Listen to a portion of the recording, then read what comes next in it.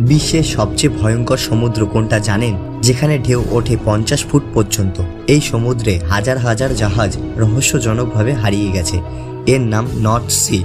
North Sea অবস্থিত Norway, Denmark এবং British দ্বীপপুঞ্জের মাঝখানে। কিন্তু এটাকে এত ভয়ঙ্কর করে তোলে কি? এই সমুদ্রে মিশে যায় উষ্ণ গালফ স্ট্রিম আর বরফ ঠান্ডা আর্কটিক স্রোত। উষ্ণ বাতাস আর ঠান্ডা বাতাসের সংঘর্ষে হঠাৎ তৈরি হয় ভয়ঙ্কর লো প্রেশার সিস্টেম। ফলাফল মুহূর্তের মধ্যে জন্ম নেয় ভয়াবহ ঝড়।